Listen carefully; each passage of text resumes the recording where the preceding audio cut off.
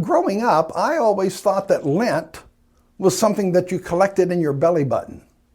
But over the past 40 years, I've discovered that Lent, right before Easter, and like Advent, right before Christmas, is a part of what we know as the liturgical calendar. Ever since the 4th century, Christians have celebrated what we know as the Christian liturgical calendar, which just invites us to keep pace, keep time in a different way than our social calendar.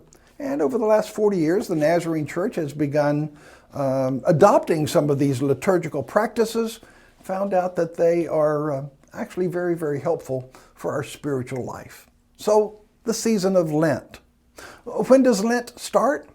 It actually starts this Wednesday, which we know as Ash Wednesday. In the past, you may have seen some of your co-workers with a little bit of smudge on their forehead. You may have even said, hey, you got a little something, something on your forehead. You might want to clean that off.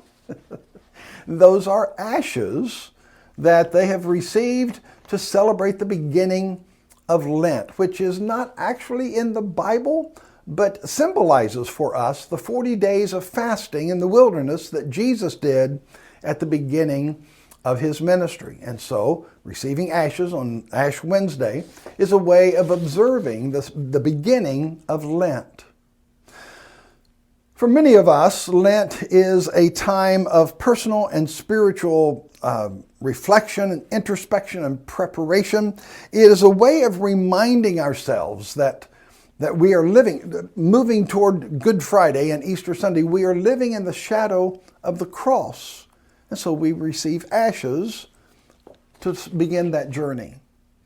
And so during the season of Lent, I want to have a conversation with you that can be very difficult, a very difficult subject. So as we are living in the shadow of the cross, I want to talk about the shadow of shame. My heart hurts for those of us who never get very far away from that voice of shame that lives inside our head. Often we grew up in a shame-based culture that conditioned us to experience a crippling sense of shame that overshadows all of our life. And that's what we want to talk about over the next few weeks. I hope you'll join me.